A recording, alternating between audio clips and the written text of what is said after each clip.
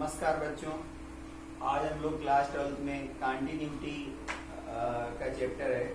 उसमें कोई भी फंक्शन कंटिन्यूअस कब होता है और डिसकंटिन्यूअस की क्या क्या कंडीशंस होती हैं वो हम लोग डिस्कस करेंगे। तो सबसे पहले कोई भी फंक्शन कंटिन्यूअस है तो सबसे पहले कोई भी फंक्शन कंटिन्यूअस कैसे होगा वो हम लोग डिस्कस करेंगे। तो बच्चों लेट कर लेते हैं, let y equal to f x be a function. y equal to f x क्या है? एक फंक्शन है और ये फंक्शन कंटिन्यूअस होगा, ये हमें चेक करना है। तो बच्चों ग्राफिकली अगर हम ग्राफिकली बात करें कि कोई भी फंक्शन कंटिन्यूअस है तो हम किसी भी फंक्शन का ग्राफ ड्रा करें और उस फंक्शन का ग्राफ ड्रा करने में हमें पेन पेंसिल या मार्कर को उठाना ना पड़े, लिफ्ट ना करना पड़े, हम उसको कंटिन्यूअस पॉइंट को ज्वाइन करते चले जाएं तो वो फंक्शन कंटिन्यूअस होता है। जैसे कोई फंक्शन है और उसका हमने पॉइंट्स फाइंड कर रखे हैं और अब हमें उसका ग्राफ ड्रा करना है। जैसे आपको पता है कि साइन एक्स का जो ग्राफ होता है तो साइन एक्स का फंक्शन का ग्राफ आप लोगों ने ड्रा किया था। तो इस तरीके से इसको ग्राफ ड्रा करने में हमें इसको उठाना नहीं पड़ रहा है। तो ये जो फंक्शन हुआ ये कंटिन्यूअस फंक्शन हुआ क्योंकि किसी भी जगह किसी भी पॉइंट पे ये ब्रेक नहीं हुआ, तो ये कंटिन्यूअस फंक्शन हुआ।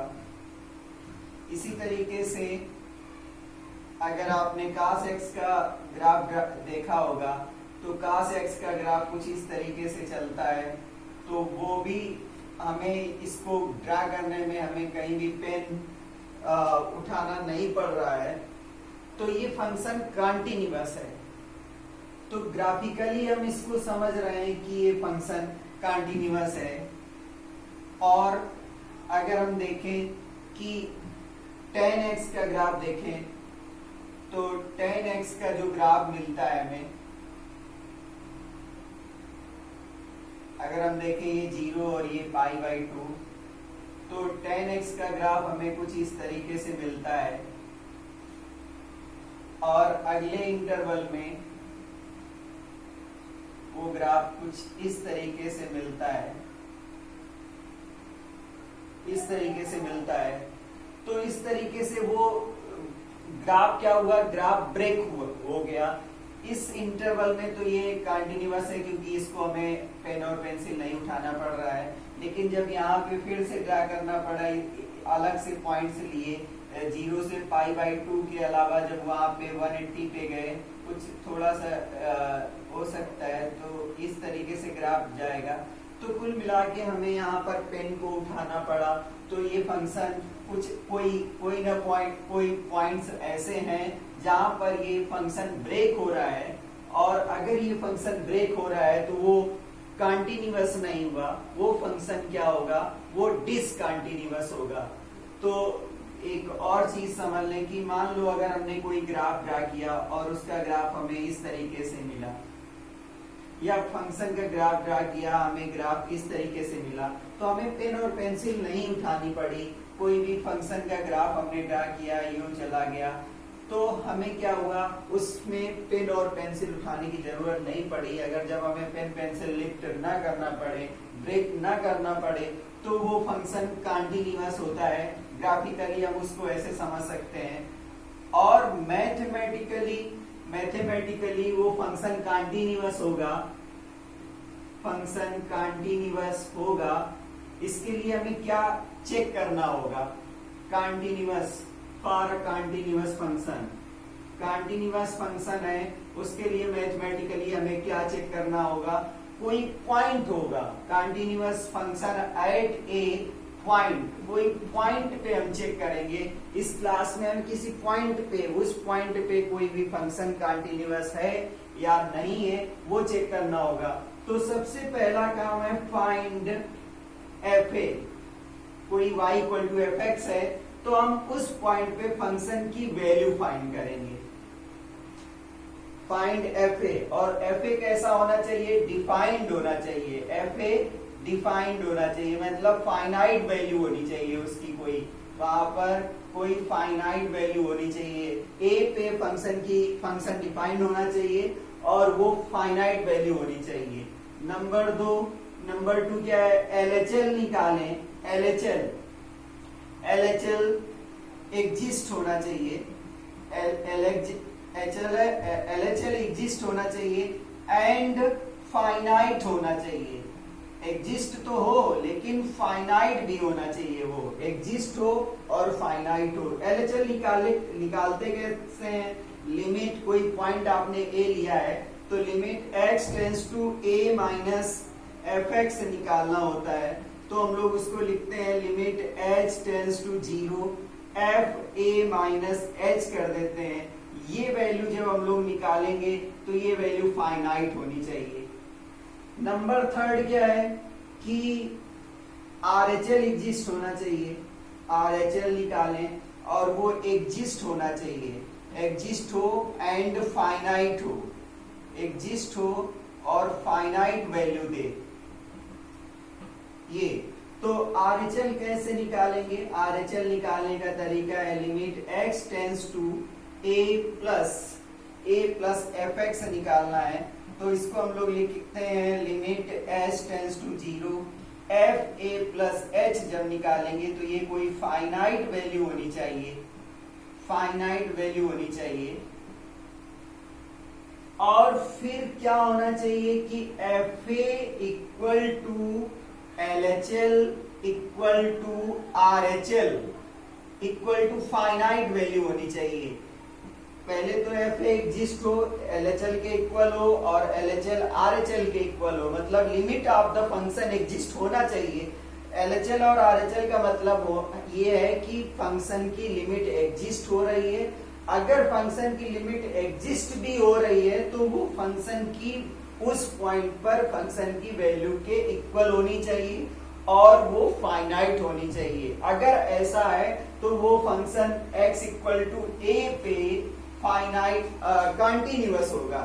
x इक्वल टू a पे फंक्शन कंटिन्यूअस होने का क्या मतलब है कि उस पॉइंट पर हम फंक्शन की वैल्यू निकालें वो फाइनाइट हो, LHL निकालने, LHL एग्जिस्ट होना चाहिए और वो फाइनाइट हो, RHL एग्जिस्ट होना चाहिए और वो फाइनाइट हो। तब अगर वो एग्जिस्ट हो रहा है तो फंक्शन की value at a point will equal to LHL and equal to RHL should be finite value, finite value होनी चाहिए। तो ये कंडीशंस हैं हमें क्वेश्चंस को सॉल्व करने के लिए कंटिन्यूअस। अब हम लोग किसी भी पॉइंट पे कोई भी फंक्शन डिसकंटिन्यूअस कितने तरीके से हो सकता है वो जानेंगे।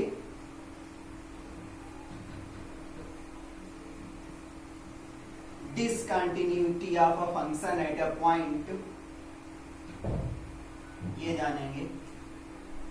Discontinuity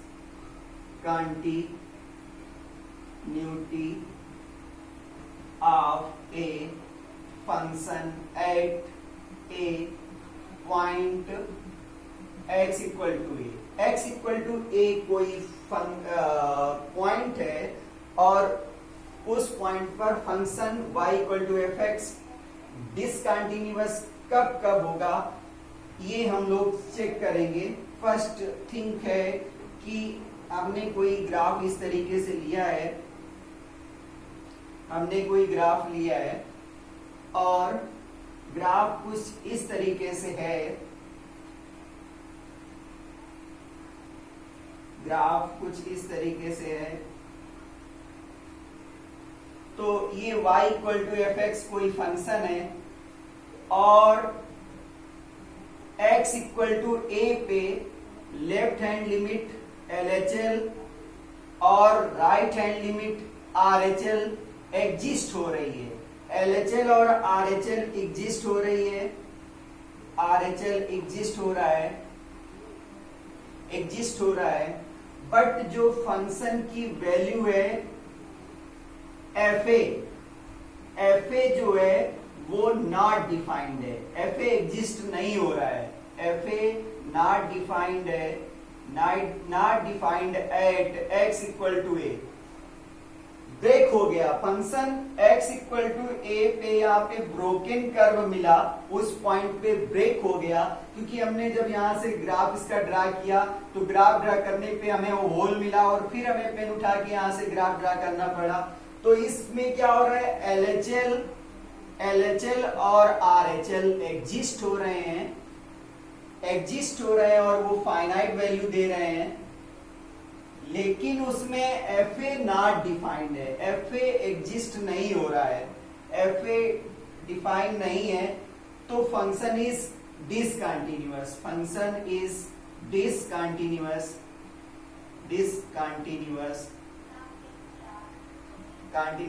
eight x equal to a, x equal to a पे ये फंक्शन कंटिन्यूअस हुआ, डिसकंटिन्यूअस हुआ, मतलब LHL भी दे रहा है, RHL भी दे रहा है, लेकिन हम लोगों ने जब FA निकाला, जैसे मान लो आपको कोई फंक्शन दिया होता है FA equal to x square minus 4 upon x minus 2, और जब हम F2 निकालें तो F2 4 माइनस 4 अपान 2 माइनस 2, मतलब 0 अपान 0, मतलब नॉट डिफाइंड आ गया, तो इस केस में फंक्शन डिसकंटिन्यूअस हो जाएगा। तो अब दूसरा केस देखिए कि फंक्शन दूसरे केस में कब डिसकंटिन्यूअस हो सकता है।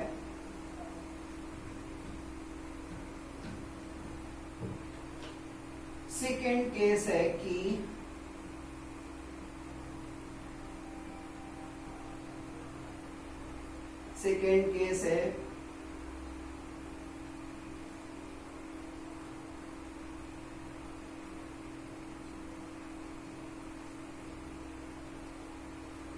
यहां पर LHL की बात करें, RHL की बात करें और फंक्शन की वैल्यू की बात करें,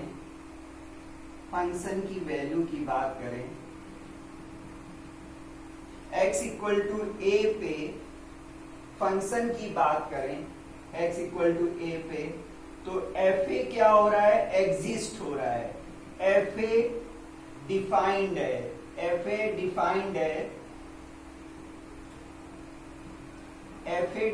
है, मतलब एग्जिस्ट हो रहा है, FA एग्जिस्ट हो रहा है, और LHL और RHL not equal to,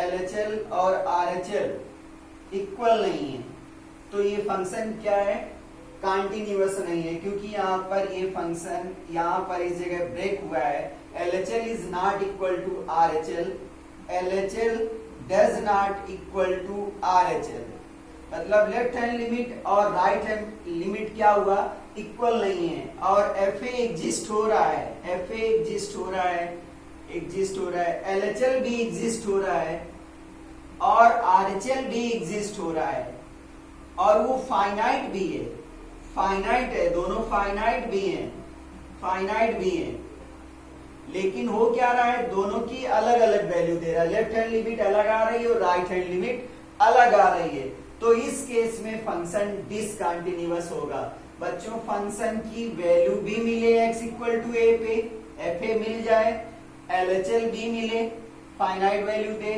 RHL भी मिले, फाइनाइट वैल्यू दे, लेकिन कंडीशन क्या है कंटिन्यूअस होने के लिए, FA equal to LHL equal to RHL, मतलब फंक्शन की वैल्यू एग्जिस्ट हो, लिमिट एग्जिस्ट हो, और वो लिमिट फंक्शन की वैल्यू के उस पॉइंट पर इक्वल हो, तो वो फंक्शन कंटिन्यूअस होता है। यहाँ पर फंक्शन ब्रेक हो गया, फंक्शन की लेफ्ट हैंड लिमिट और राइट हैंड लिमिट इक्वल नहीं हो रही थी। थर्ड कंडीशन हम लोग देखते हैं,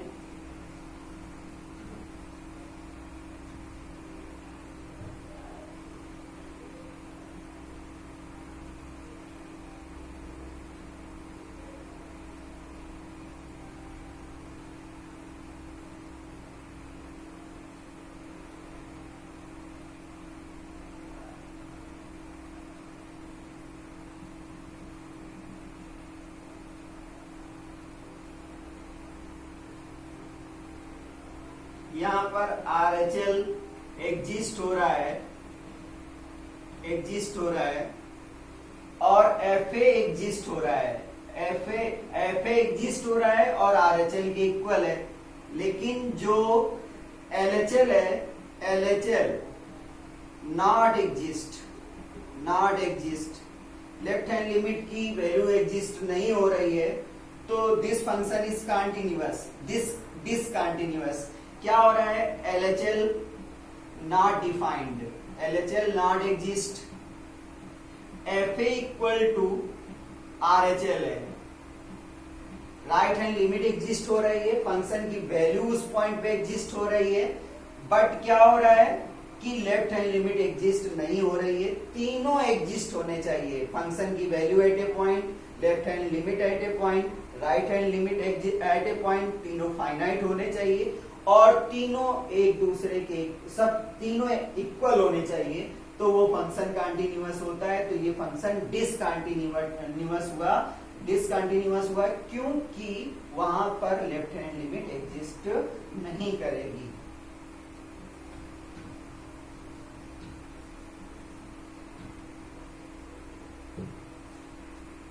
फोर नंबर में क्या है?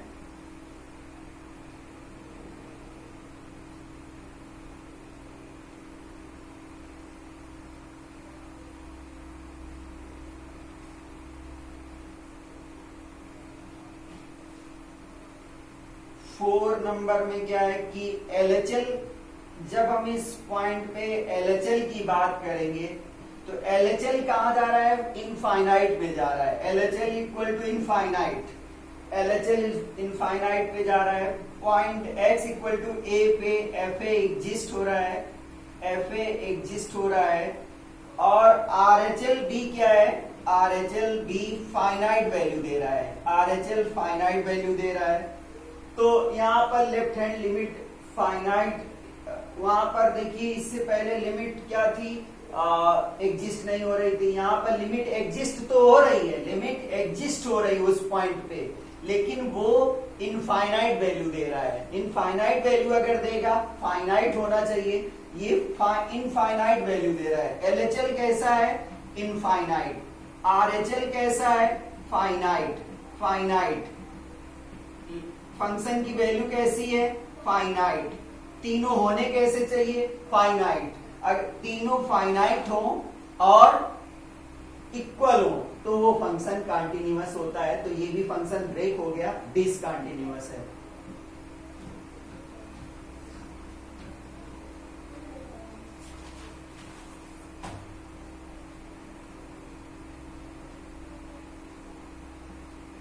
फाइव नंबर कंडीशन है कि फंक्शन की ग्राफ इस तरीके से अगर मिले, फंक्शन का ग्राफ इस तरीके से मिले और यहां पर हम लोग कोई फंक्शन की वैल्यू फाइंड करें तो वो एग्जिस्ट हो रही हो, और इस जगह से अगर हम इसमें यहाँ पर LHL की बात करें, RHL की बात करें, फंक्शन FA एग्जिस्ट हो रहा है, FA एग्जिस्ट हो रहा है, वो फाइनाइट है। तो FA equal to finite value दे रहा है।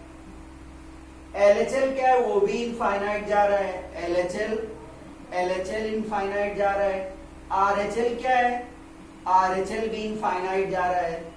तो यहाँ लिमिट एग्जिस्ट तो होगी, लेकिन लिमिट की वैल्यू फाइनाइट नहीं है, लिमिट एग्जिस्ट हो रही है। लिमिट एग्जिस्ट कब होती है? जब लेफ्ट हैंड लिमिट और राइट हैंड लिमिट एग्जिस्ट हो जाए और इक्वल हो जाए तो limit of the function exist होती है। लेकिन यहाँ पर कंडीशन क्या है कि लिमिट, लेफ्ट हैंड लिमिट और राइट हैंड लिमिट फाइनाइट ही होनी चाहिए, तो यहाँ पर इनफाइनाइट दे रहा है। तो ये फंक्शन डिसकंटिन्यूअस हुआ, यहाँ से ये ब्रेक हुआ है, उठाना पड़ा हमें पेन, तब ये ग्राफ ड्रा होगा। तो इस तरीके से ये फंक्शन क्या है? डिसकंटिन्यूअस है eight a point.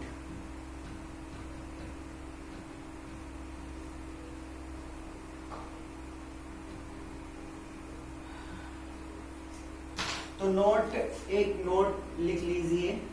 Note, if it follows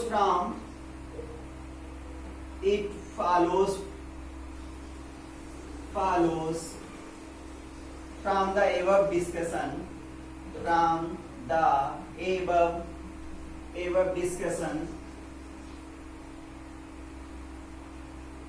discussion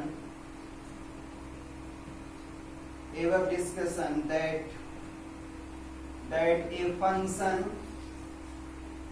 y equal to fx can be continuous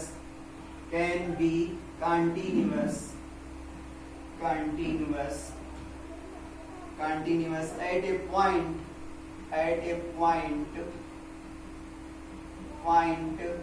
x equal to a if हमने पहले ही बता दिया कि कंटिन्यूअस कब होगा, जब fa equal to LHL equal to RHL और ये कैसा हो, फाइनाइट वैल्यू हो तो फंक्शन कंटिन्यूअस होगा।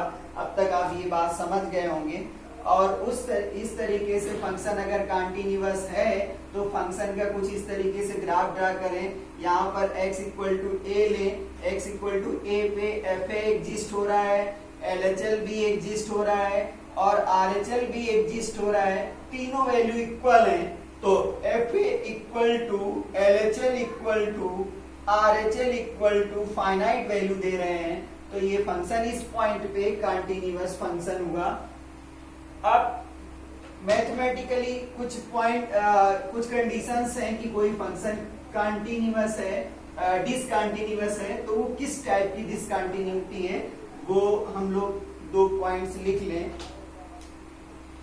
फर्स्ट है इफ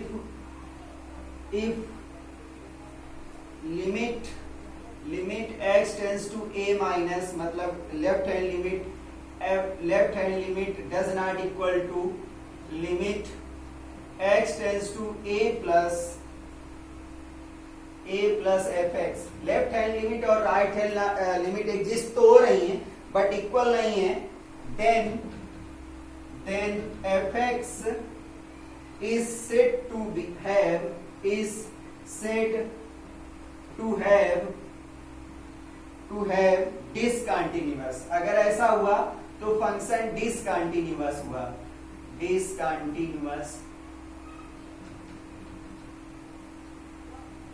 discontinuous और it is of first kind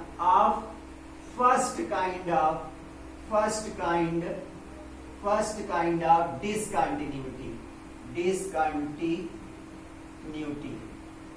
अगर LHL does not equal to RHL है तो ये फर्स्ट काइंड की डिसकंटिन्यूटी बोली जाएगी। फंक्शन कंटिन्यूअस तो होगा ही नहीं, लेकिन ये टाइप ऑफ डिसकंटिन्यूटी में फर्स्ट काइंड बोली जाएगी।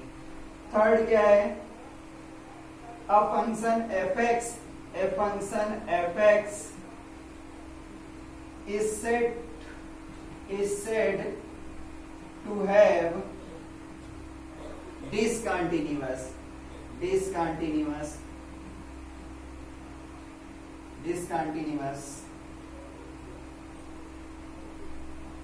of the second kind of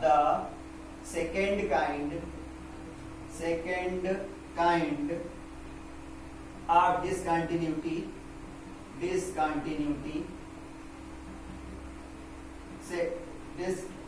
second kind of discontinuity at x equal to a if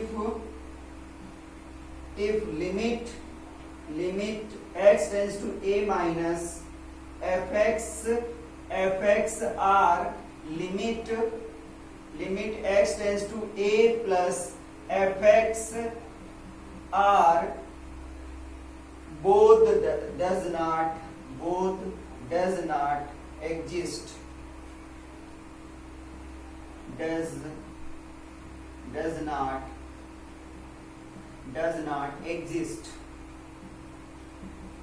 क्या बोला जा रहा है, या तो लेफ्ट हैंड लिमिट एग्जिस्ट ना हो या राइट हैंड लिमिट एग्जिस्ट ना हो या दोनों लिमिट एग्जिस्ट नहीं हो रही हैं, तो इस टाइप की डिसकंटिन्यूटी को सेकेंड काइंड डिसकंटिन्यूटी बोलेंगे। तो बच्चों अलजेब्रा कंटिन्यूअस फंक्शन की बात करते हैं हम लोग। अलजेब्रा जिस तरीके से हम लोग फंक्शन को ऐड करते हैं, सब्ट्रैक्ट करते हैं, तो डिवाइड करते हैं, तो इसी तरीके से कंटिन्यूटी में भी अलजेब्रा अप्लाई होता है। Algebra of a continuous function, a continuous function. Continuous function में क्या है? Let y equal to fx be a function. fx कोई फंक्शन है and gx be y equal to fx be a function and gx be another function. gx be another function. And these functions are continuous at x equal to a. दो function है और दोनों x equal to a पे क्या है? Continuous हैं. Then first number f plus g is continuous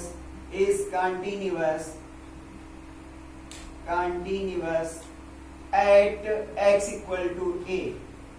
हमने दो फंक्शन ऐसे लिए हैं कि जो x equal to a पे कंटिन्यूअस हैं, तो उनका एडिशन मतलब दोनों को प्लस कर दे तब भी वो कंटिन्यूअस ही होंगे. Second, f minus g is continuous at x equal to a, ये भी कंटिन्यूअस होंगे. थर्ड, अल्फा कोई स्केलर क्वांटिटी है और उसको हम फंक्शन से मल्टीप्लाई करें तब भी ये उस पॉइंट पे कंटिन्यूअस होंगे. फोर, दोनों फंक्शन का प्रोडक्ट भी क्या होगा?